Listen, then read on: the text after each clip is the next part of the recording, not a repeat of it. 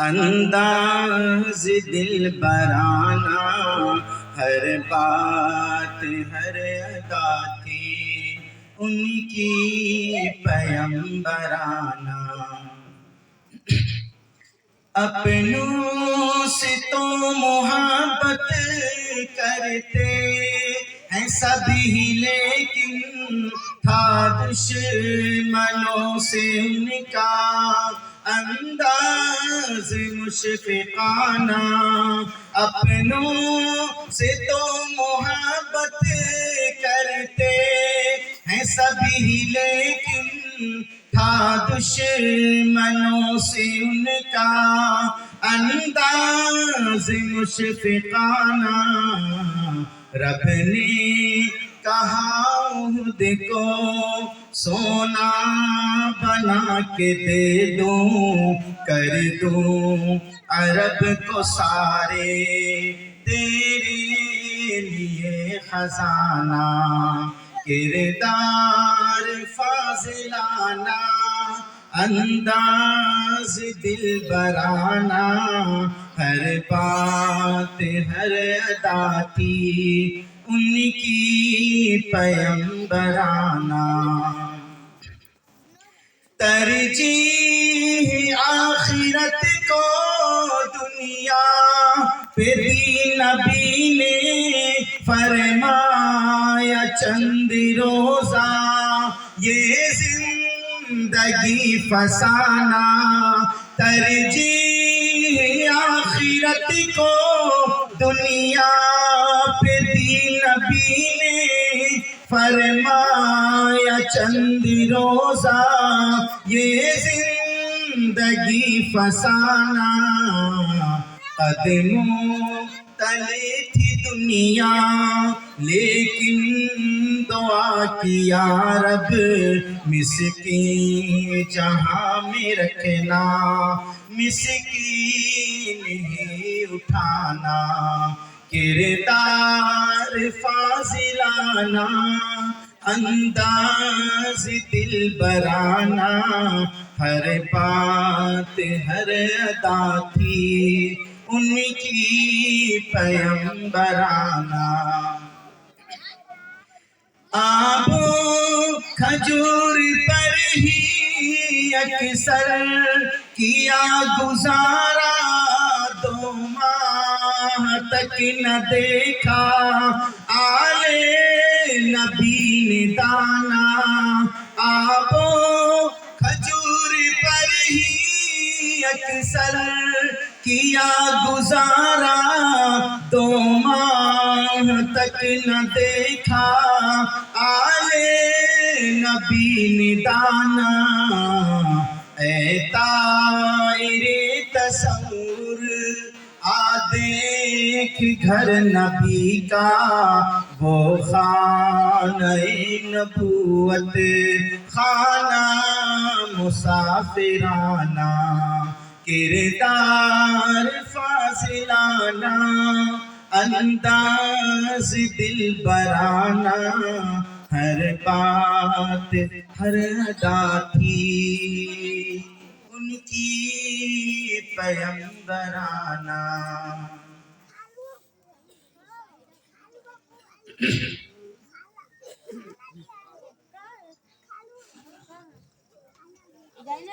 الحمدللہ نحمده ونستعینه ونستغفره ونؤمن به ونتوکل علیہ، ونعوذ باللہ من شرور انفسنا ومن سیئات اعمالنا، من يهده اللہ فلا مضل له ومن يضلل فلا هادي له، واشهد ان لا اله الا الله وحده لا شريك له، واشهد ان محمدا عبده ورسوله، اما بعد فان خير الحديث كتاب الله، وخير الهدي هدي محمد صلى الله عليه وسلم، وشر الامور محدثاتها، وكل محدثة بدعة، وكل بدعة ضلالة، وكل ضلالة في النار۔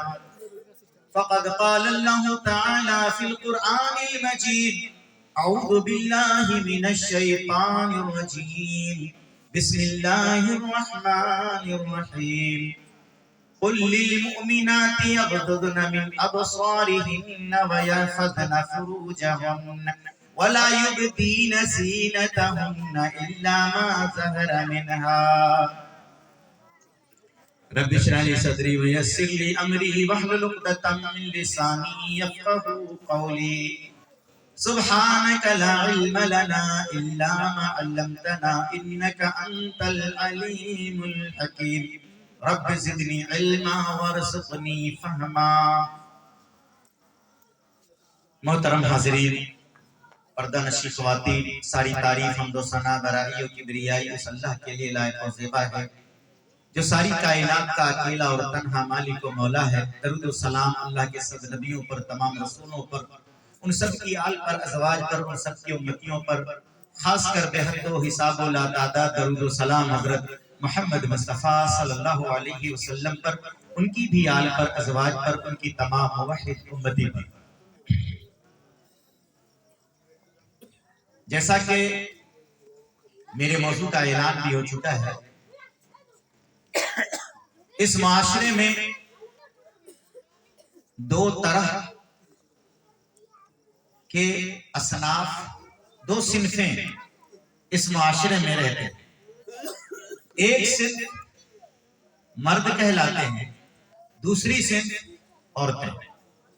ان دونوں اصناف سے مل کر ایک معاشرہ وجود میں آیا ہے۔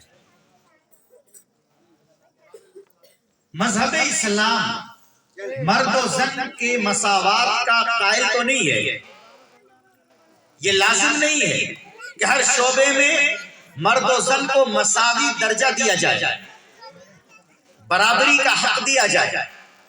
البتہ یہ ہے کہ اللہ تعالیٰ نے ان دونوں اصناف کے لیے، یعنی مردوں عورتوں دونوں کے لیے قانون وضع فرما دیے ہیں، اصول بتا دیے ہیں، اور ان اصول کا، ان قانون کا پابند ہونا دونوں کے لیے ضروری ہے۔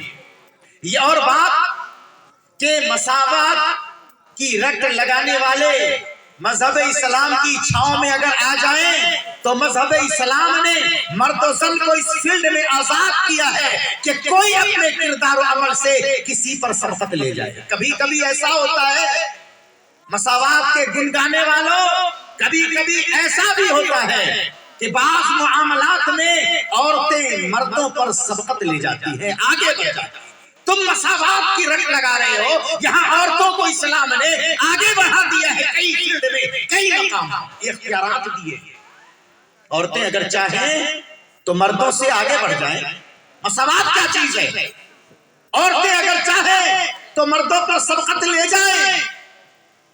بہت سارے مرد اپنی غفلت کی وجہ سے جہنم کے گڑھے میں گرنے والے ہیں، بہت ساری عورتیں اللہ کے قانون پر چل کر جنت پانے والی ہیں۔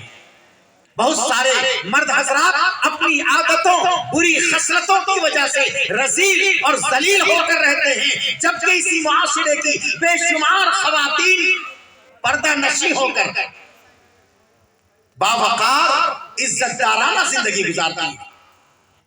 مساوات کی رٹ چھوڑیں، اسلام نے کسی کو قید نہیں کیا، عورتوں کو بھی آزادی دی، مردوں کو بھی آزادی دی، اور ایک فیلڈ دیا ہے۔ اس فیلڈ میں سعی فہم کی اللہ تعالیٰ نے توفیق دی ہے، اور کوئی کوشش کر کے کتنا بھی آگے بڑھ سکتا ہے۔ یہ اور بات کہ بعض معاملات میں اللہ تعالیٰ نے مردوں ہی کو ذمہ دار بنایا ہے، اور فرما دیا اعوذ باللہ من الشیطان الرجیم الرجال قوامون علی النساء، مرد ہی قوام ہے، مرد ہی قوام ہے، عورتیں مردوں کے تابع ہیں، ان کے ایما، ان کے اشارے اور ان کے بتائے اور بنائے اصول کے مطابق عورتیں اگر زندگی بسر کرتی ہیں تو اسی میں ان کی سربلندی چھپی ہے۔ ٹھیک اسی طرح جس طرح ہمارے معاشرے کے بعض بچے پتنگ اڑاتے ہیں، اور پتنگ کبھی کبھی ہواؤں کی تیز رفتاری کی وجہ سے آسمان چھونے لگتی ہے. لیکن لڑکا ہے کہ وہ اپنی حیثیت کے مطابق ہی پتنگ کو ڈھیل دیتا ہے. لٹائی میں جتنے دھاگے ہوں گے پتنگ کو وہ اتنی ہی چھوٹ دے گا. دھاگے ختم تو لڑکے کیا کرتے ہیں؟ پتنگ کو سمیٹنا شروع کرتے ہیں. یہ معاشرے کی پتنگ عورتیں ہیں جن کی ڈور مردوں کے ہاتھ میں. اگر کوئی خاتون کوئی عورت بطور اعتراض یہ کہے کہ پتنگ تو آسمان کی بلندی چھونا چاہتا ہے مگر یہ مرد حضرات آزادی نہیں دیتے، تو آپ اڑتے ہوئے پتنگ کی ڈور کاٹ دیں، پتنگ کو لٹائی سے آزاد کر دیں، پھر دیکھیں کہ وہ پتنگ آسمان کی بلندی چھوتا ہے کہ وہ پتنگ زمین پر گر کر اپنا وجود چھوتا ہے. وہ پتنگ گرے گا، بچے اسے لوٹیں گے، توڑ پھوڑ کریں گے، پھاڑیں گے، اس کی کوئی قدر و قیمت نہیں ہوتی. پتنگ جب تک ڈور سے لگی ہے تب تک وہ پتنگ آسمان کی بلندیوں میں لہراتا ہے، پھہراتا ہے، اپنے جلوے دکھاتا ہے. عورتوں کا بھی وہی حال ہے کہ اگر یہ عورتیں مردوں کی اطاعت قبول کر لیں، تابعداری قبول کر لیں، جو مرد ان کا صحیح خیر خواہ ہوتا ہے تو یہ عورتیں ان کی تابعداری، ان کی فرما برداری کے نتیجے میں معاشرے میں بلند رتبہ، بلند مقام حاصل کر لیتی ہیں. اور اگر عورتیں مردوں کی حکمرانی سے آزاد ہو جاتی ہیں، مردیں ان کی اطاعت سے بے پرواہ ہو جاتی ہیں، تو ایسی عورتیں معاشرے میں منہ دکھانے کے قابل نہیں ہوتی. اسی لیے اللہ تعالیٰ نے مردوں کو عورتوں کا سردار بنایا، عورتوں کا قوام بنایا، تاکہ یہ مرد اپنی نگرانی ان پر مسلسل رکھیں. یہ کوئی قید کی بات نہیں ہے. یہ نہیں کہا گیا کہ عورتوں کو اپنے کمرے میں بند کر دو، تالا لگا کر رکھو، یہ باہر جانے نہ پائے. مردوں کو یہ رتبہ دیا کہ وہ کہیں بھی جائیں تمہاری نگرانی ضروری ہے، تمہاری اجازت ضروری ہے. ان کا جانا آنا، گھومنا پھرنا، علاج معالجے کے لیے، تعلیم کے لیے نکلنا تمہارے علم میں ہو، تمہارے بتائے بغیر نہیں ہو. مذہب اسلام نے مردوں کا یہ رتبہ بنایا کہ عورتیں اگر گھر کے اندر ہیں اور ان کا شوہر بھی گھر پہ موجود ہے تو عورتوں کے لیے جائز نہیں کہ وہ اپنے شوہروں کی اجازت کے بغیر نفلی روزہ بھی رکھ لے. اب دیکھیے، ایک عورت نفلی روزہ رکھ کر اپنے آقا کو، مولا کو، رب کو خوش کرنا چاہتی ہے، مگر اللہ کے نبی صلی اللہ علیہ وسلم نے فرمایا کہ اگر شوہر کو یہ رویہ پسند نہیں ہے، تمہارا روزہ پسند نہیں ہے تو روزہ توڑ دو، ثواب روزہ رکھنے کا ملے گا. کیوں؟ یہاں شوہر کی اطاعت اس نفلی روزے پہ بھاری ہے. اگر کوئی بزد ہو، شوہر نہ کہتا ہے تو کہے میں تو اپنے اللہ کو منا کر دم لوں گی، روزہ رکھوں گی، تو اس کا روزہ اس کے لیے وبال جانا، گناہ کا ذریعہ ہے. یہی نافرمانی ہے شوہر کی، جس کے نتیجے میں عورتوں کا وہ روزہ ہی مقبول نہیں ہوگا، شوہر کی اجازت نہیں. تو بعض معاملات میں اللہ تعالیٰ نے مردوں کو کچھ حیثیت الگ سی دی ہے، جبکہ بعض معاملات میں اللہ تعالیٰ نے عورتوں کو مردوں سے آگے بڑھا دیا اور ان کا رتبہ مردوں کے مقابلے میں دوبالا کر دیا. ایسے بہت سارے موقع. ابھی میں مذہب اسلام کا احسان عورتوں پہ گنا رہا ہوں. اللہ کے نبی صلی اللہ علیہ وسلم کے پاس ایک صحابی آ کر عرض کرتے ہیں، اے اللہ کے نبی صلی اللہ علیہ وسلم، ہمارے اوپر سب سے زیادہ حق کن کا ہے؟ اللہ کے نبی صلی اللہ علیہ وسلم ارشاد فرماتے ہیں تمہاری ماں کا. پھر وہ صحابی عرض کرتے ہیں اے اللہ کے نبی صلی اللہ علیہ وسلم، پھر ان کے بعد کن کا؟ اللہ کے نبی صلی اللہ علیہ وسلم پھر جواب دیتے ہیں تیری ماں کا. صحابہ عرض کرتے ہیں اے اللہ کے نبی پھر ان کے بعد کن کا حق مجھ پر سب سے زیادہ ہے؟ اللہ کے نبی صلی اللہ علیہ وسلم تیسری مرتبہ بھی فرماتے ہیں تیری ماں کا، چوتھی مرتبہ صحابہ عرض کرتے ہیں اے اللہ کے نبی ان کے بعد مجھ پر کن کا زیادہ حق ہے؟ اللہ کے نبی صلی اللہ علیہ وسلم نے تب چوتھی مرتبہ میں فرمایا کہ تیرے باپ کا۔ اگر یہی عورت ماں بن جاتی ہے، مرد باپ ہوتا ہے، پروردگار عالم نے اولاد کے لیے ماں کے رتبے کو زیادہ بڑھا دیا ہے، حالانکہ وہ ماں عورت ہی ہوتی ہے۔ مساوات کی رٹ لگانے والوں، برابری کے درجے کی رٹ لگانے والوں، مذہب اسلام نے تو عورتوں کو مردوں پہ سبقت دے دی، مردوں کے مردوں پر عورتوں کے رتبے کو فائق و بلند کر دیا۔ عورت کا مقام ماں کی حیثیت سے باپ کے مقابلے میں 3 گنا زیادہ ہے، 3 گنا زیادہ ہے۔ اتنا بڑا مقام تو اللہ تعالیٰ نے روئے زمین پر کسی کو نہیں دیا۔ ایک عورت کو مرد سے زیادہ رتبہ ملا کہ نہیں ملا؟ ایک دم ملا۔ تو یہ مساوات کی رٹ لگانا فضول کی بات ہے، گمراہی کی بات ہے۔ اللہ تعالیٰ نے تو اس فیلڈ میں آزادی دی، اور اس آزادی کے نتیجے میں عورتیں کبھی کبھی مردوں سے آگے بڑھ جاتی ہیں، تو عورتوں کا مقام کم نہیں ہے۔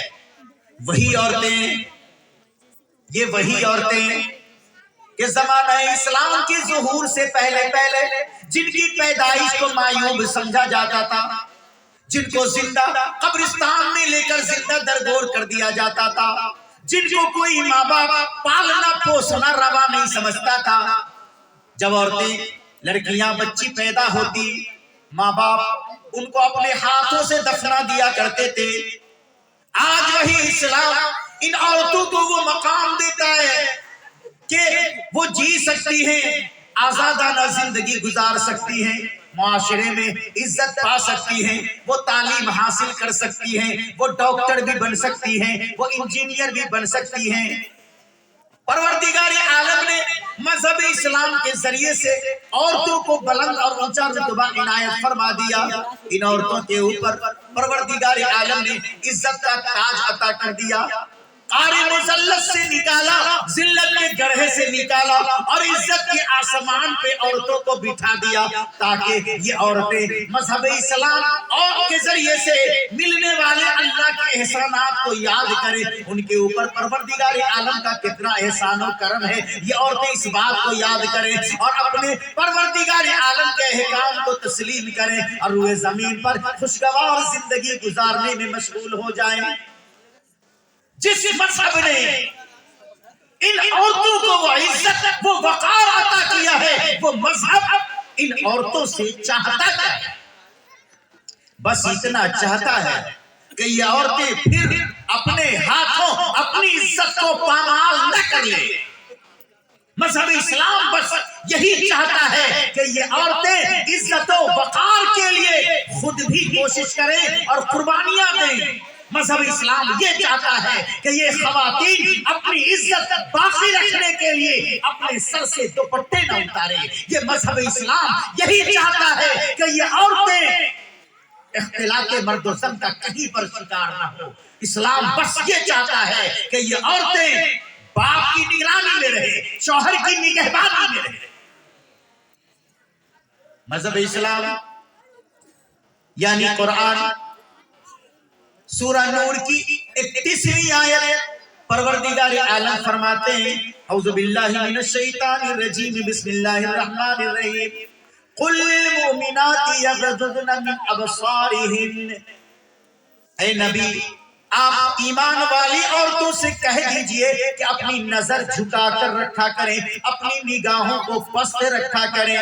نگاہیں دوراتی نہ پھریں، نگاہوں سے ٹٹولتی نہ پھریں، نگاہوں سے دیکھتی نہ پھریں، کسی پر نگاہ نہ پڑ جائے، کسی پر نظر نہ چلی جائے۔ شرم و حیا ان کے آنکھوں سے، ان کے دیدہ سے ٹپکتی ہے، ان کی نگاہیں بتلاتی ہے کہ یہ حیادار عورت ہے کہ نہیں ہے۔ مذہب اسلام ان کو حیاداری کی تمیز سکھلاتا ہے۔ قرآن یہ تعلیم دیتا ہے کہ تمہاری نگاہیں تمہارا آئینہ دار ہے. اگر تم نگاہیں ادھر ادھر بہکاؤ گی، دوسروں پر تمہاری نظریں جائیں گی، تو یہ دوسرا تمہارے بارے میں یہ تاثر قائم کرے گا کہ تم حیادار خاتون نہیں ہو سکتے. مذہب اسلام یہ چاہتا ہے کہ عورتیں اگر کہیں جائیں، مجمع سے گزریں، بھیڑ سے نکلیں، بسوں میں ٹرین میں سفر کریں، ہاسپٹل جائیں، تو ان کی نظروں میں حیا باقی رہے، ان کی نگاہیں پست رہے، جھکی رہے. ضرورت پڑنے پر ہی وہ غیر محرم سے باتیں کریں، بلا وجہ اپنی قابلیت نہ چلاتی پھریں. عورتیں دوہر پڑھ لیتی ہیں، باہر جا کر انگریزی ایسا جھاڑتی ہیں جیسے لگتا ہے کہ اس گاؤں میں سب سے زیادہ انہوں نے پڑھا ہے. ساتھ میں بیٹا ہے، بیٹا بات کرے گا، ساتھ میں شوہر ہے، شوہر بات کرے گا، ساتھ میں ابا ہے، ابا بات کرے گا. لڑکیوں کو خاموش رہنا چاہیے کیونکہ ان کی آواز بھی پڑتا ہے، ان کی آواز بھی پڑتا ہے. اللہ تعالیٰ نے عورت کو عورت بنا کر ان کی عزت کی سرٹیفکیٹ دنیا میں اتاری ہے. عورت عورت ہے، یہی بات ان کی تعظیم کے لیے بہت کافی ہے. عورت کا معنی کیا ہے؟ ہم نے عورت کو کیا سمجھا ہے؟ عورتوں نے خود کو کیا سمجھ لیا ہے؟ عورت کا معنی کوئی سمجھ لے. المرأۃ عورۃ، اللہ کے نبی صلی اللہ علیہ وسلم کا فرمان ہے المرأۃ عورۃ. مرأہ کہتے ہیں لیڈی کو، خاتون کو. یہ جو خاتون ہے عورت سراپا پردہ ہے. عورت کا معنی پردہ، عورت کا معنی پردہ. اچھا، یہ جو ہماری عورتیں ہیں کہاں سے کہاں تک عورت ہے؟ عورت کا معنی پردہ ہے، کہاں سے کہاں تک؟ تو سر کے بال سے پاؤں کے ناخن تک عورت ہی ہے نا. ایسا نہیں نا ہے کہ اس کی کمر عورت نہیں ہے، اس کی پنڈلی عورت نہیں ہے، اس کے پاؤں عورت نہیں ہے، اس کے بال عورت نہیں ہے. عورت کا ہر حصہ عورت ہی کا ہے، اس لیے اس کا ہر حصہ قابل ستر ہے، قابل پردہ ہے. اگر کوئی عورت اپنے زلفوں کو کھول کر بکھیرتی پھرے، کسی عورت کی کمر پہ اگر پردہ نہ ہو، بلاؤز کی وجہ سے اس کی کمر دکھ رہی ہے، اگر کسی لڑکی کے اسکرٹ کی وجہ سے اس کی پنڈلیاں نظر آ رہی ہے، اس کا مطلب یہ ہے کہ اس کی آدھی ذات عورت ہے اور آدھی ذات غیر عورت. اگر عورت ہے تو پردے میں ہونا چاہیے. اس کے جسم کا ہر حصہ عورت یعنی قابل ستر ہے، پردہ ہے، اس لیے اس کے جسم کا ہر حصہ پوشیدہ ہونا چاہیے اور چھپا ہوا ہونا چاہیے، ایک دم سے چھپا ہوا ہونا چاہیے، کچھ بھی ظاہر نہ ہو. اور آج کے معاشرے میں جو ٹیلی ویژن کا زمانہ ہے، اسکرین کا زمانہ ہے، موبائل اسمارٹ فون کا زمانہ ہے، واٹس ایپ کا زمانہ ہے، یوٹیوب کا زمانہ ہے. جو لوگ یہ کہتے ہیں پردہ کریں گی تو تعلیم کیسے حاصل کریں گی، ان نادانوں اور بے وقوفوں اور عقل کے دشمنوں کو یہ بات اچھی طرح سمجھا دو کہ اے نادانوں، آج قوم کی بہت ساری بیٹیوں نے پردہ کر کے دیکھو کیسی کیسی تعلیم حاصل کر لی. پردہ کرنے والی لڑکی جج بن گئی، پردہ کرنے والی لڑکی وکیل بن گئی، پیدا کرنے والی لڑکی IAS افسر بن گئی. پردہ ترقی کے راہ میں رکاوٹ ہے ہی نہیں، یہ محض ایک ڈھکوسلے بازی ہے کہ پردہ کرے گی تو پڑھے گی کیسے، پردہ کرے گی تو بڑھے گی کیسے، پردہ کرے گی تو ترقی کیسے کرے گی. عورتوں نے، لڑکیوں نے ماشاءاللہ قوم کا سر فخر سے اونچا کر دیا ہے کہ پردہ بھی کیا اور ڈاکٹر بھی بنی، پردہ بھی کیا، انجینئر بھی بنی. حد تو یہ ہے کہ پردہ کرنے والی لڑکیاں، کئی لڑکیاں پائلٹ تک بنی ہیں، پردہ کرنے والی IAS بھی بنی ہے، پردہ کرنے والی IPS بھی بنی ہے. پردہ ہمارا دستور ہے، پردہ خدائی قانون ہے، پردہ عزت افزائی کا ذریعہ ہے، پردہ کامیابی کے راستے میں رکاوٹ ہرگز نہیں ہے۔ قل للمؤمنات یغضضن من ابصارهن ویحفظن فروجهن، اے نبی پاک صلی اللہ علیہ وسلم آپ ایمان والی عورتوں سے کہہ دیجئے، اور اللہ فرماتا ہے صرف ایمان والی عورتوں سے کہیے گا، بے ایمان عورتوں سے کبھی نہیں کہیے گا۔ ایمان والی سے یہ بات کہنا ہے، جن کے پاس ایمان نہیں ہے جب ان کو کہیے نظریں جھکاؤ، بے ایمانی کی وجہ سے کہتی ہے کیا ہو گیا؟ آپ جب عورتوں سے کہیے پردہ کرو، کہیں گی فلاں کی بیوی کہاں کرتی ہے؟ اللہ تعالیٰ اپنے نبی پاک صلی اللہ علیہ وسلم سے فرماتا ہے اے میرے نبی آپ ایمان والی عورتوں سے کہہ دیجئے اپنی نگاہیں نیچی رکھیں، جن کے پاس ایمان نہیں ان سے کہنے کی ضرورت ہی نہیں۔ یہ بات تو سمجھنی چاہیے نا، اگر ان سے کوئی کہتا ہے پردہ کرو تو اس لیے کہتا ہے کہ کہنے والا اس کو ایمان والی عورت سمجھتا ہے، بے ایمان سمجھتا تو اسے کبھی نہیں کہتا کہ نگاہیں جھکا لو پردہ کر لو۔ یہ گزارش ایمان والی عورتوں سے کی جا رہی ہے، اور یہ گزارش کون کر رہا ہے؟ قرآن کر رہا ہے، اور اللہ کا فرمان کہہ رہا ہے، نبی سے کہہ رہا ہے قل للمؤمنات یغضضن من ابصارهن ویحفظن فروجهن۔ ایک طرف اے نبی آپ یہ کہہ دیجئے کہ اپنی نگاہوں کو نیچی رکھیں اور اپنی شرمگاہوں کی حفاظت کریں۔ عورتوں کی شرمگاہ کہاں ہوتی ہے، کس حد تک ہوتی ہے، کہاں سے کہاں تک ہوتی ہے، اس کی بھی وضاحت کرو۔ اللہ کے نبی صلی اللہ علیہ وسلم نے فرما دیا اور عرض فرما دیا کہ مرد کی شرمگاہ کمر سے لے کر ناف سے لے کر گھٹنے تک ہے۔ مرد کی شرمگاہ، شرمگاہ کو عربی میں عورت کہتے ہیں، مرد کی عورت ناف سے لے کر گھٹنے تک ہے، یہ ہر مرد کی عورت ہے، یعنی قابل ستر ہے، قابل پردہ ہے، اس حصے کو کھولا نہیں جا سکتا ہے۔ اور عورت المرأۃ عورت، عورت کا پورا بدن اس کی شرمگاہ ہے، اس کے جسم کا کوئی حصہ نہ کھلنا چاہیے، عورت کا پورا جسم شرمگاہ ہے۔ اللہ فرماتا ہے آپ کہہ دیجئے کہ اپنے شرمگاہ کی حفاظت کریں، اپنے شرمگاہ کی حفاظت کریں۔ بھائی اگر آپ کسی چیز کو چھپانا چاہتے ہیں، آپ کسی چیز کو چھپانا چاہتے ہیں تو اس کے پورے حصے کو چھپانا پڑے گا۔ ایسا نہیں ہے کہ 80% حصے کو چھپا کر 20% حصے کو ظاہر رکھیں۔ اس 20% حصے کو دیکھ کر دیکھنے والا اتنا نادان نہیں ہے کہ وہ نہ سمجھ پائے کہ چھپانا کیا چاہتا ہے۔ بات سمجھ میں آ رہی ہے؟ 10%، 20% اگر کسی نے دیکھ لیا تو باقی 80% کا اندازہ اس 20% سے لگایا جا سکتا ہے کہ نہیں لگایا جا سکتا؟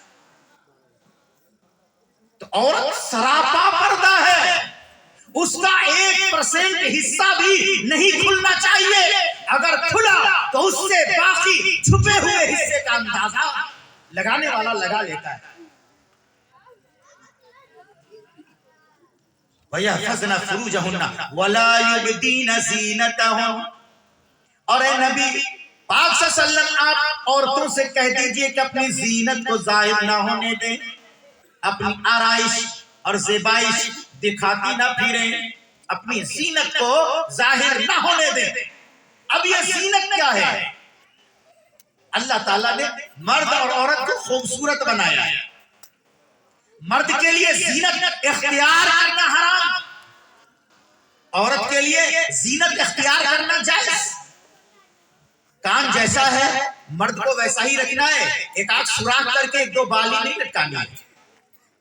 مرد کی ناک اللہ نے جیسے بنا دی ویسے رہے گی، اس کو چھیڑ چھاڑ کی ضرورت نہیں ہے۔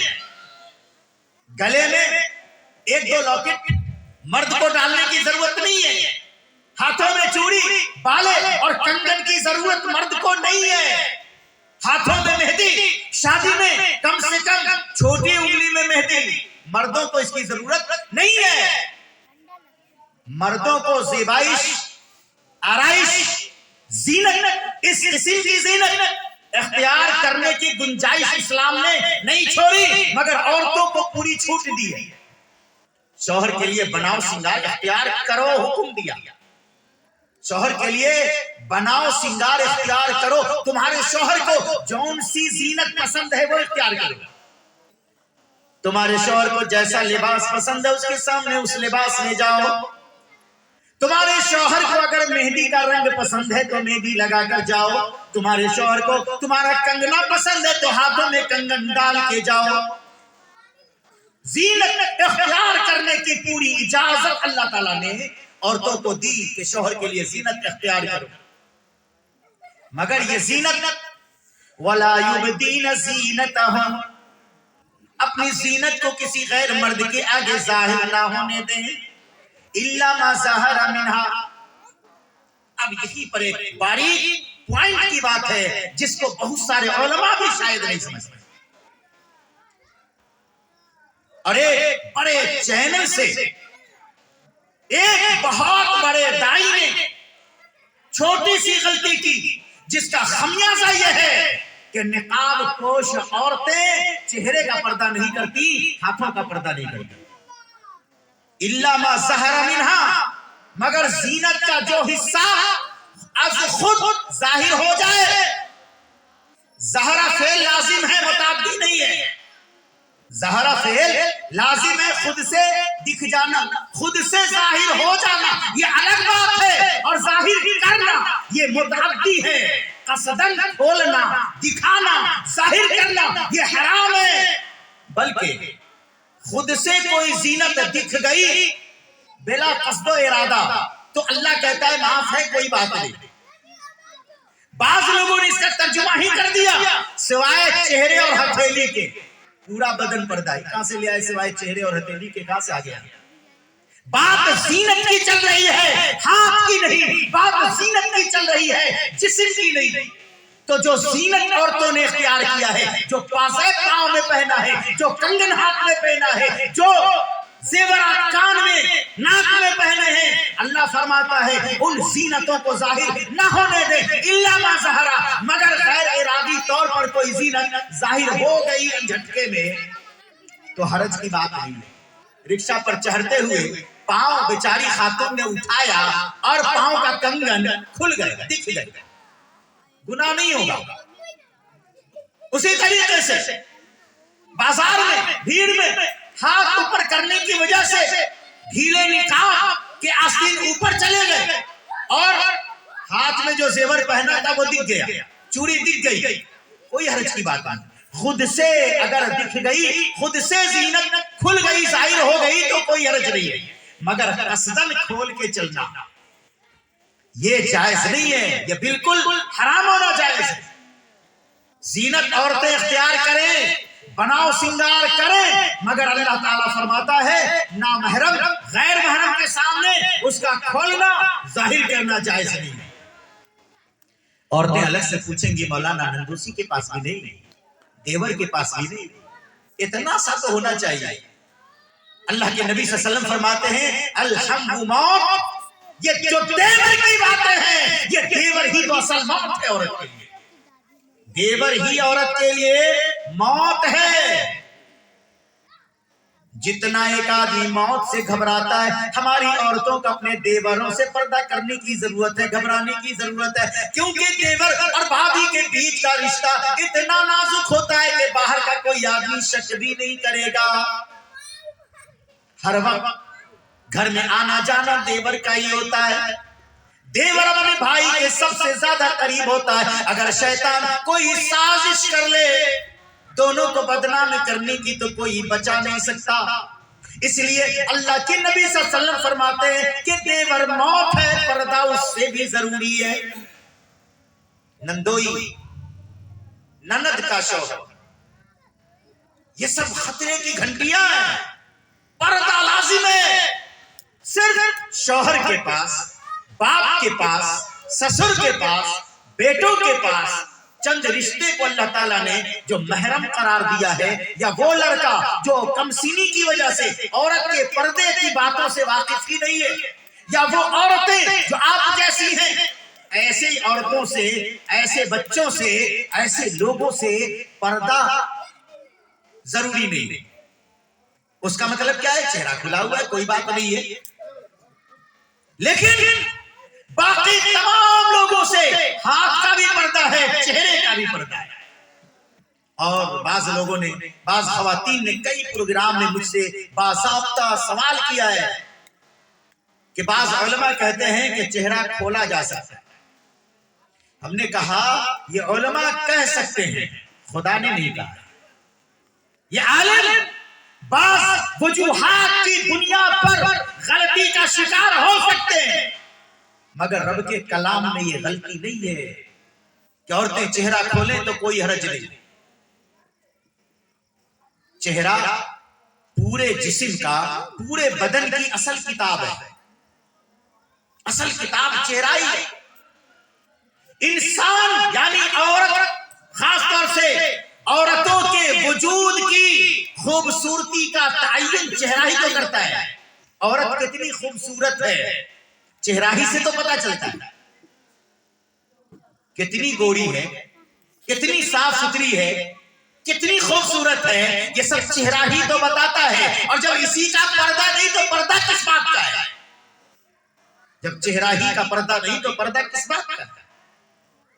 چہرہ ہی تو چھپانا ہے کہ کسی کو کوئی عورت اتنی پسند نہ آ جائے کہ وہ بھول جائے کہ یہ فلاں کی بیوی ہے. کبھی کبھی تو لوگ کسی کی اماں کے پیچھے پڑے رہتے ہیں.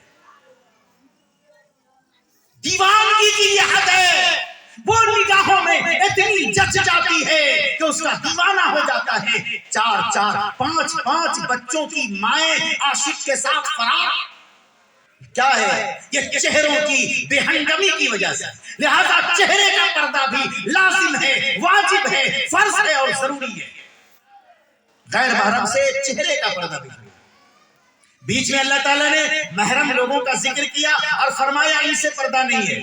پھر اس کے بعد اللہ تعالیٰ فرماتا ہے وَلَا يَضْرِبْنَ بِأَرْجُلِهِنَّ لِيُعْلَمَ مَا يُخْفِينَ مِنْ زِینَتِهِنَّ.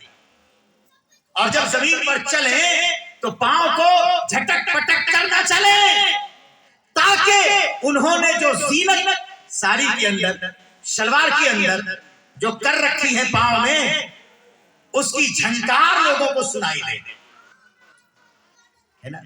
ہے تو پردے میں، پازیب دکھ تو نہیں رہا. اب دکھانے کے لیے، بتانے کے لیے کہ ہم نے پازیب پہنا ہے کلکتہ سے منگوا کر، اتنا نہ جھٹک پٹک کر کے پاؤں رکھتی ہے کہ جھن جھن کی آواز مردوں کے کان میں جاتی ہے اور وہ مرد پیچھے پلٹ پلٹ کر دیکھتا ہے کہ یہ ہے کون؟ بڑی اچھی آواز آ رہی ہے.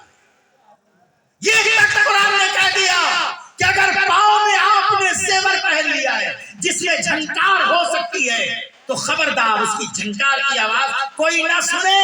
تم غیر محرم کے سامنے سے ایسے دھیمے پاؤں رکھ کر گزر جاؤ کہ پازیب کی جھنکار کی آواز بھی نہ آئے. اسلام عورتوں سے یہ چاہتا ہے، عورتوں کو اپنی عزت خود کرنے کے لیے، اپنے وقار کو باقی رکھنے کے لیے کچھ قربانیاں تو دینی پڑے. کچھ قربانیاں تو دینی پڑیں گی بھائی. ایک آدمی معاشرے کا، ایک نوجوان معاشرے کا جو بڑے اعلیٰ خاندان میں پرورش پاتا ہے، جس کو گرمی کبھی برداشت نہیں ہوئی، جس کے ابا جان نے اے سی لگا کر دیا تھا پڑھنے کے کمرے میں، بیٹا یہاں پڑھنا، اور کیمرک یا اس سے بھی نفیس کپڑے لانا دیتا تھا یہ پہننا گرمی میں.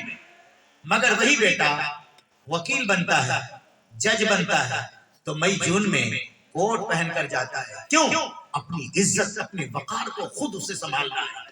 گرمی کی پرواہ نہیں کرتا کہ گرمی کتنی ہے باہر، کوٹ چڑھا کر جاتا ہے. کیوں؟ وہ اس کی شان ہے، وہ اس کا حسن ہے، وہ اس کا وقار ہے. عورتوں کو اللہ تعالیٰ نے ایسا رتبہ دیا ہے کہ وہ رتبہ مسلم بھی ہے اور وہ رتبہ اسی صورت میں برقرار رہے گا کہ عورتیں پردہ کریں. عورتیں پردہ کریں. پردہ ہی عورتوں کی شان ہے، پردہ ہی عورتوں کا وقار ہے، پردہ ہی عورتوں کی اصل زینت ہے. پردہ عورتوں کی تہذیب ہے، پردہ عورتوں کے لیے حیا کا ذریعہ ہے، پردہ کبھی کبھی نجات کا، مغفرت کا ذریعہ ہوتا ہے، پردہ عورتوں کے لیے سراپا عبادت ہے، پردہ ثواب ہے، پردہ عورتوں کے لیے آزمائش بھی ہے، امتحان بھی ہے، پردہ عورتوں کی کامیابی اور مقبولیت کا بہترین ذریعہ ہوتا ہے۔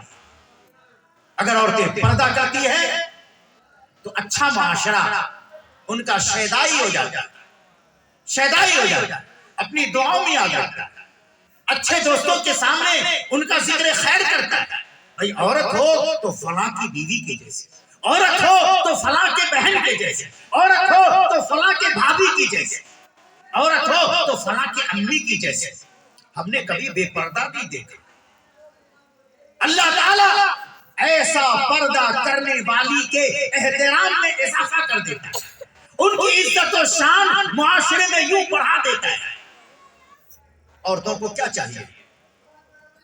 عورتوں کو یہی تو چاہیے کہ معاشرے کے سارے لوگ عزت کی نگاہ سے ان کو دیکھیں۔ کیا عورت یہ چاہتی ہے کہ وہ باسی کھانے کی طرح، وہ بھی طاق میں کھلا پڑا ہو، مکھیاں ان پر بھنبھنائیں؟ عورت یہ چاہتی ہے کہ وہ ایک جلیبی کی طرح بن جائے کہ مکھیاں ان پہ منڈلائے؟ مذہب اسلام نے عورتوں کو سونا بنایا ہے، لفافے کے اندر رہو۔ یہ کوئی کھانے پینے کی چیز نہیں ہے، کھلی رکھ دے کہ نادان اس کے رنگ کو دیکھ کر، اس کی صورت کو دیکھ کر ٹوٹ پڑے، یہ نہ دیکھے کہ سینکڑوں مکھیوں نے اسے چکھا ہے۔ یہ نگاہ زنا کرتے ہیں، نظریں زناکار ہوتی ہیں۔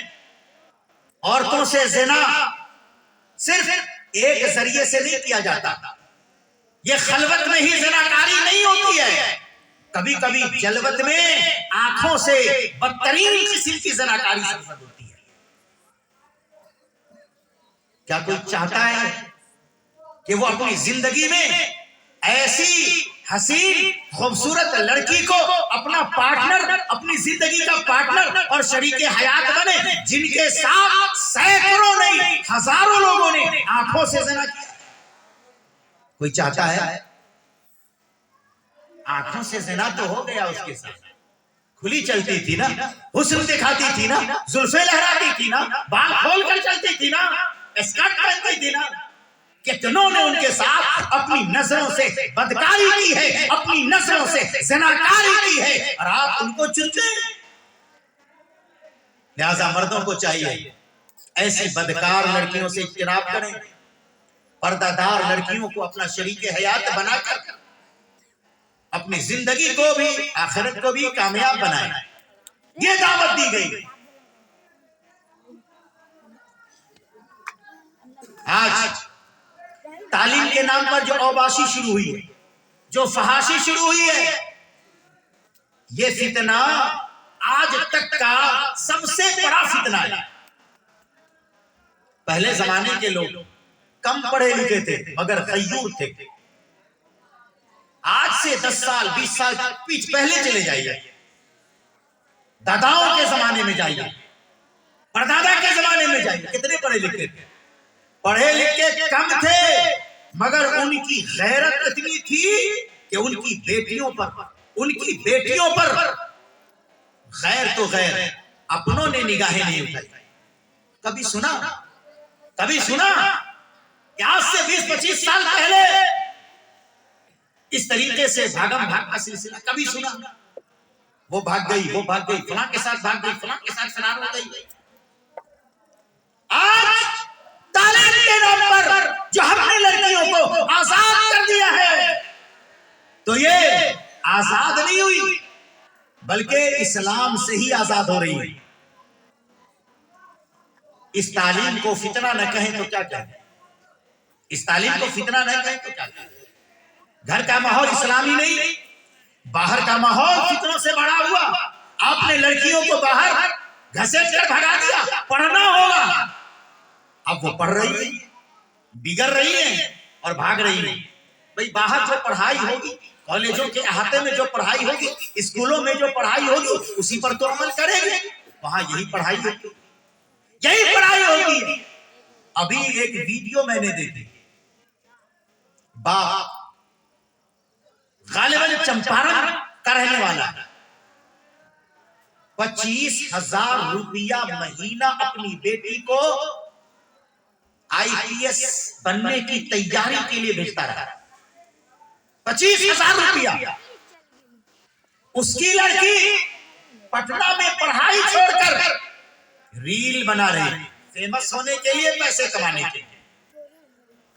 باپ نے جب ریل دیکھی، اللہ، اس باپ کی غیرت نے اسے تو زندہ دفن کر دیا. سوچئے اس باپ پر کیا گزری ہوگی. بیٹیاں ریل بنا رہی ہیں، بیٹیاں اپنے فوٹو شیئر کر رہی ہیں. میری ماں و بہنوں سنو، ایک واقعہ سناتا ہوں. ایک مسلمان کی پردہ دار لڑکی کا واقعہ ہے. وہ لڑکی اپنا قصہ یوں سناتی ہے کہ یہی فیس بک کی وجہ سے اس کی ملاقات ایک ایسے لڑکے سے ہوئی جو لڑکا غیر مسلم تھا، مگر وہ باجی باجی آپی کہتا رہا. یہ لڑکی بھی سمجھ بیٹھی کہ شاید مجھے اپنی بہن کی نگاہ سے دیکھ رہا ہے. وہ فون پر کال بھی کرتا اور آپی کہہ کر بلاتا، بڑے احترام کے ساتھ اس کا نام لیتا. ایک زمانہ گزر گیا. اس نے ایک دن فون پر پیشکش کی فرمائش کی، آپی میں نے آج تک تمہیں دیکھا نہیں ہے، آج دل چاہتا ہے کہ میں تمہیں دیکھوں، آپ اپنی تصویر مجھے بھیج دیجئے.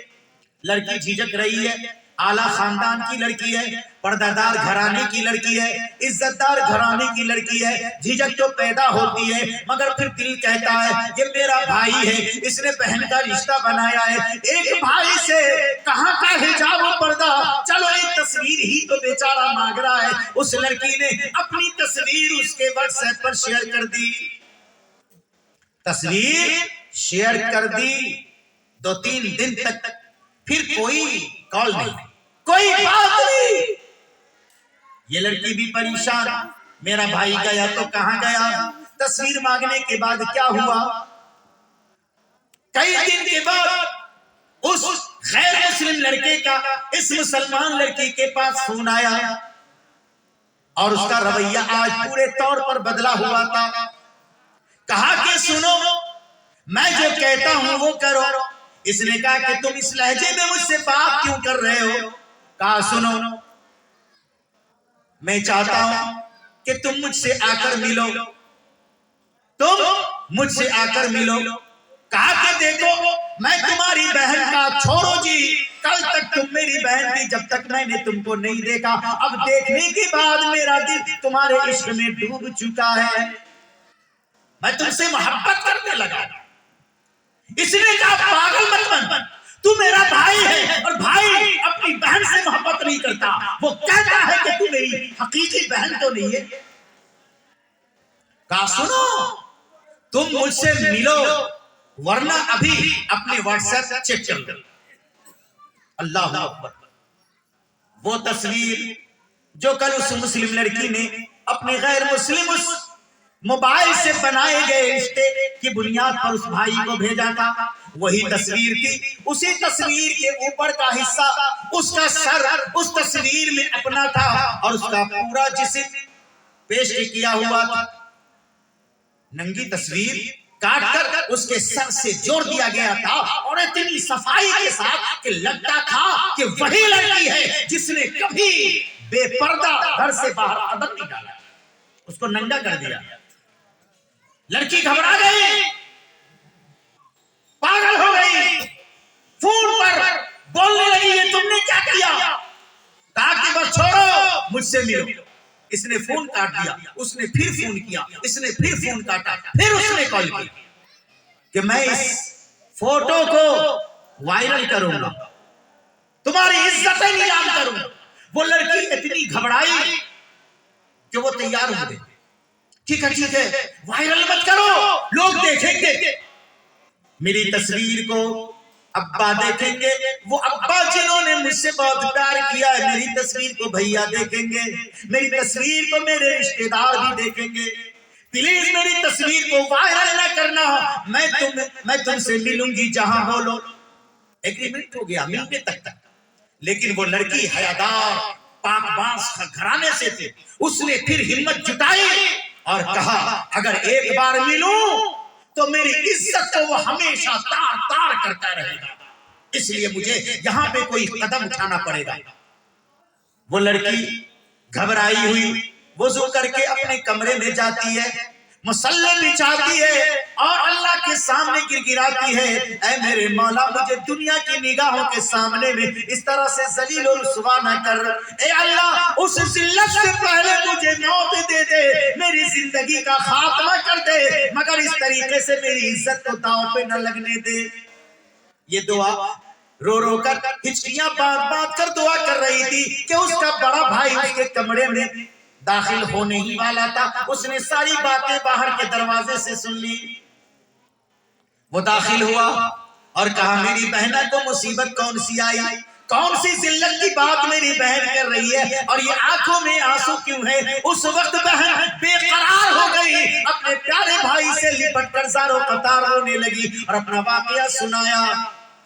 بھائی آگ بگولا ہو گیا، میری بہن تو نے یہ کیا کر دیا، اپنی ایک تصویر غیر مسلم کو بھیجنے کی یہ سزا مل رہی ہے کہ تو بدنام ہونے کے قریب ہے، لا موبائل دے دے. بھائی نے اس کا موبائل اپنے پاس لے لیا، باہر نکل گیا.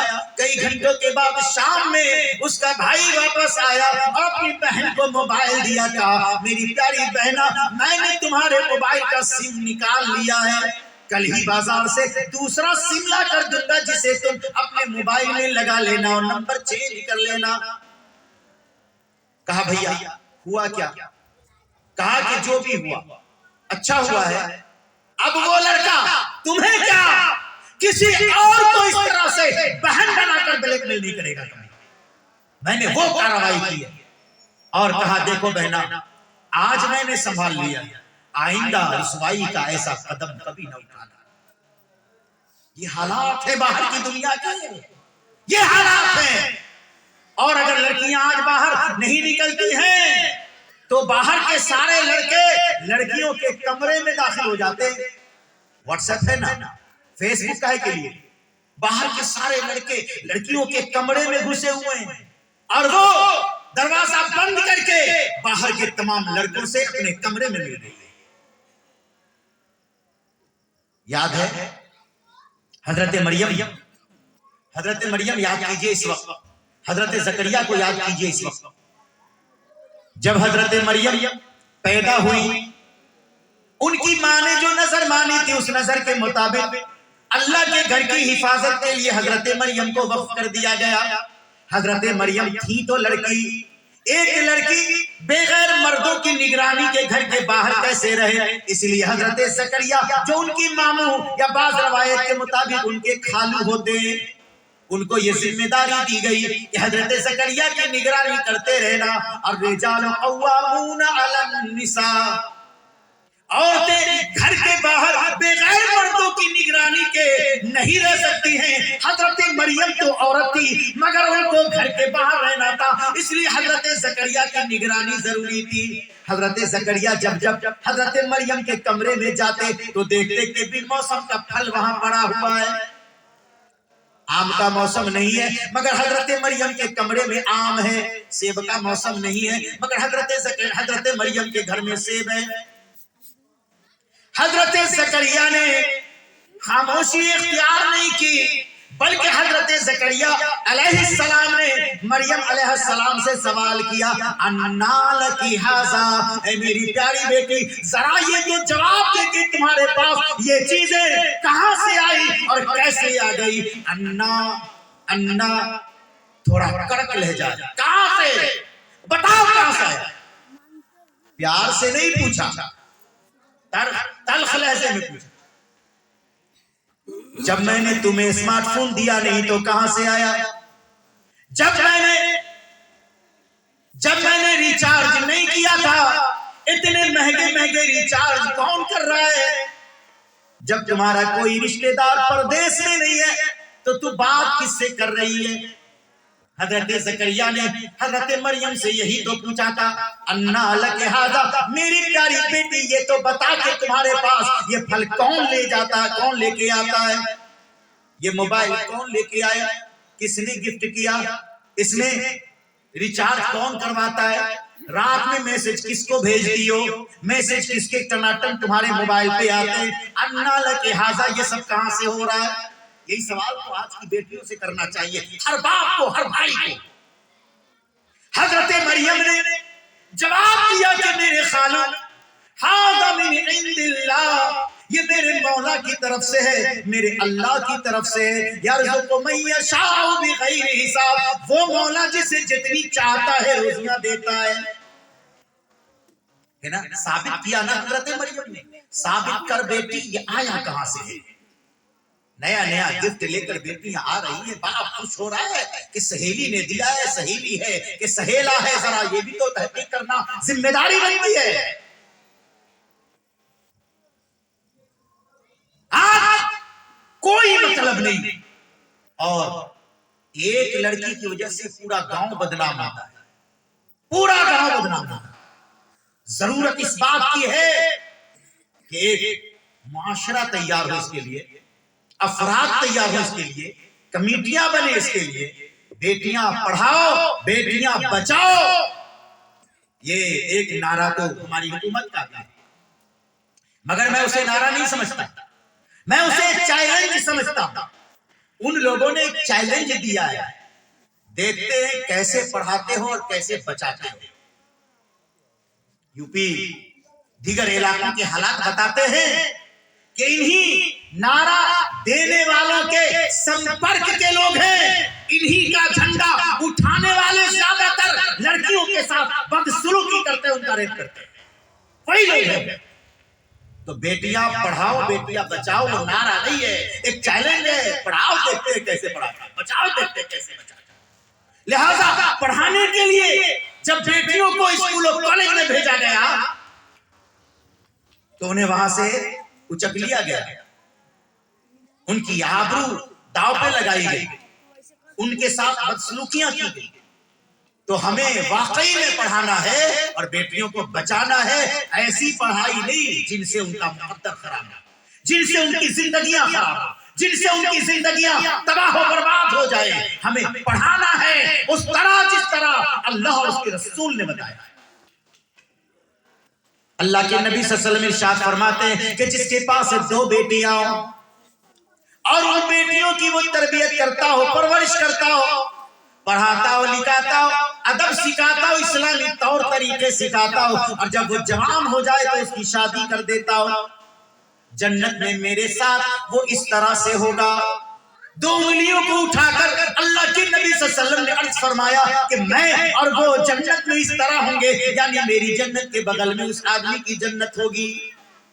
ایسے بیٹیوں کو پڑھانا ہے نا کہ اس طرح پڑھانا ہے کہ ہم نے 15 سال 16 سال پیار سے، محبت سے، شفقت سے، رحمت سے پالا، جو اس نے مانگا وہ دیا، اس کے لیے بھیک مانگنے کی نوبت آئی تو مانگی، ہاتھ پھیلانے کی نوبت آئی تو وہ بھی کیا، اور آج ایسا پڑھایا کہ وہ مجھے بھول گئی، بابا کو بھول گئی، امی کو بھول گئی، کہتی ہے اسی کے ساتھ رہیں گے، اماں ابا کے ساتھ نہیں رہیں گے۔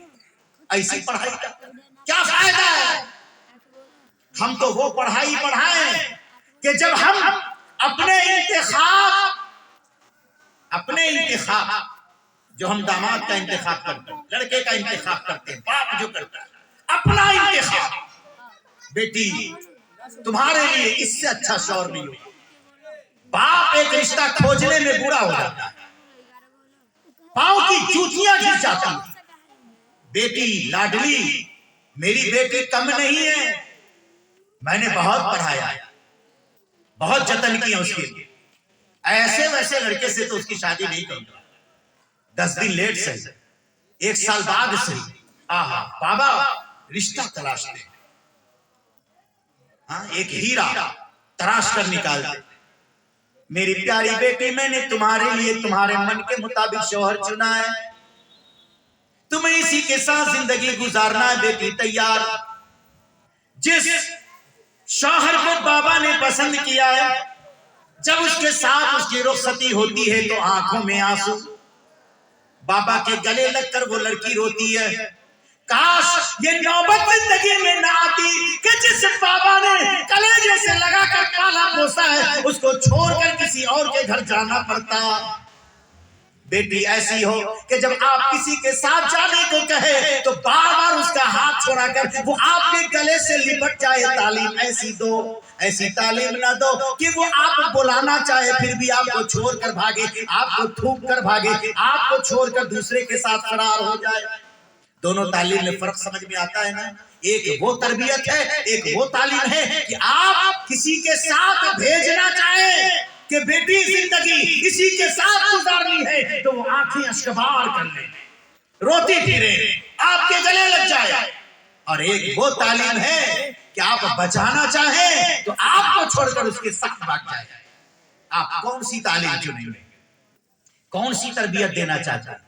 معاشرے کے ماحول کو دیکھیے اور اس کے مطابق اپنی بیٹیوں کے بارے میں, بہنوں کے بارے میں صحیح فیصلہ لیجئے گا. تو میں یہ بتلا رہا تھا, میں اپنی گفتگو ختم کرتا ہوں, شاید میرا وقت بھی ہو چکا ہے, کہ اللہ تعالیٰ نے مذہب اسلام نے عورتوں پر احسانات بہت سارے کیے, ان کو عزت دی, عزت کا تاج پہنایا, ماں بنایا, مردوں سے بڑا رتبہ عنایت فرمایا. ان کی زندگی باوقار تبھی ہوگی جب عورتیں پردہ دار ہوں گی, حیادار ہوں گی, تبھی ہوں گی, ورنہ یہ چھوٹے چھوٹے لباس ان کی زندگیوں کو جھنڈ بنا دیتی.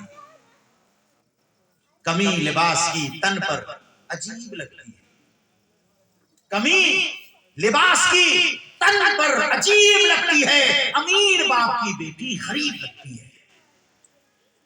کپڑوں کی کمی ہے بازار میں, باپ مالدار ہے, غریب لوگ اپنی بیٹیوں کے لیے 5 میٹر کپڑا خریدتے ہیں, تب جا کر ایک پوشاک تیار ہوتا ہے سر سے پاؤں تک کا. امیر باپ کی بیٹیوں کو دیکھیے, کہتی ہے آدھا میٹر ہی لیجیے گا, چھوٹا سے چھوٹا ہو تو بہتر ہے. ٹیچر کہیں گی یہ امیر باپ کی بیٹی غریب لگتی ہے. تو ایسا نہ ہو کہ الحمدللہ ہم آپ دوسروں کے سامنے امیر بنے, ہماری بیٹیاں غریب نظر آئے. ہم اپنی بیٹیوں کو پوشاک اپنے حساب کا دیں گے, ان کے حساب کا. ہم یہ عادت کیوں لگنے دیتے ہیں؟ ابھی بیٹی 10 سال کی ہے, بیٹی اپنی مرضی سے لے آؤ. ان کے ساتھ تو شیطان گیا, آپ نہیں گئے. شیطان نے اسے خریدوا دیا, یہی پسند آیا, کوئی بات نہیں ہے, میری بیٹی بڑی پیاری ہے. آپ نے اپنے گھر کی عورتوں کو اپنی پسند کا لباس کیوں نہیں پہنایا, کیوں اس کا عادی بنایا کہ اپنی طرف سے, اپنی طبیعت سے پوشاک نہیں چنے. جانتے ہیں ایک بات, لباس ہی ایک ایسی چیز ہے جو دوسروں کی پسند کا پہنا جاتا ہے. اپنی پسند کا لباس اچھا نہیں ہوتا. آپ کو پسند ہے اور کسی کو پسند ہی نہیں, تو پہننا بیکار ہے ویسے لباس. لہذا وہ لباس جو باپ کو پسند ہو, جو بھائی کو اچھا لگے, جو سارے رشتہ دار کو اچھا لگے, لباس وہی اصل لباس ہوتا ہے. اس لیے ابا کو, بھائی کو چاہیے کہ اپنی بیٹی اور اپنی بہن کا لباس منتخب کریں. لباس اچھا پہنائیے, باہر جائیں تو پردہ کروائیے, گھر میں بھی نماز پڑھنے کا آرڈر دیجئے, اور باہر پردے کے ساتھ اپنے ساتھ لے کر کے جائیے اور لے کر کے آئیے. انہیں کہیں پر چھوڑیے مت, ورنہ شیطان اسے بہلا پھسلا کر آپ سے دور کر دے گا. اللہ کے نبی صلی اللہ علیہ وسلم فرماتے ہیں المرأۃ عورۃ اذا خرجت استشرفها الشیطان. عورت سراپا پردہ ہے. جب عورتیں گھر سے باہر نکلتی ہیں تو شیطان انہیں اچک لیتا ہے, ان کا اغوا کر لیتا ہے, شیطان انہیں اپنے کنٹرول میں کر لیتا ہے. اور تب شیطان گل کھلاتا ہے. کیا کھلاتا ہے؟ وہ عورت جو شوہر کو پسند نہیں, وہی عورت دوسرے کو اتنی پسند آ جاتی ہے کہ دوسرا ان کے پیچھے پیچھے چکر کاٹتا ہے.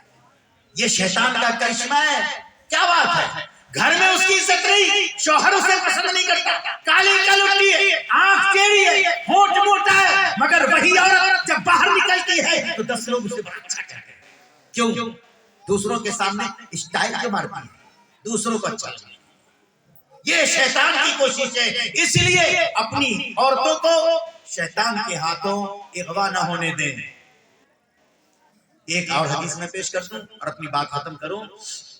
اللہ کے نبی صلی اللہ علیہ وسلم نے فرمایا کہ المرأة اذا استعطرت فمرت بالمجلس فہی کذا وکذا، جب کوئی عورت عطر لگا لے، خوشبودار کوئی چیز لگا لے، وہ خوشبودار تیل ہو، خوشبودار پاؤڈر ہو یا خوشبودار اور کوئی چیز جو عورتیں استعمال کرتی ہیں، اگر کوئی عورت خوشبودار بن کر مردوں کے سامنے سے گزر جائے، اتنی ہمت کرے کہ مردوں کے سامنے سے گزر جائے، فہی کذا وکذا، وہ عورت ایسی ویسی ہے۔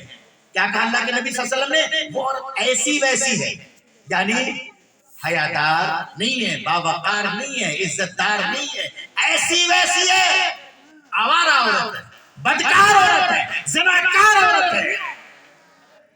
اب ہم مردوں کی غیرت کم سے کم اتنی تو توجہ دے کہ ہماری بہن جو جا رہی ہے خوشبو کا استعمال کر کے تو نہیں نکلی، ہماری بیوی جو جا رہی ہے یہ اسپرے مار کے تو نہیں جا رہی ہے۔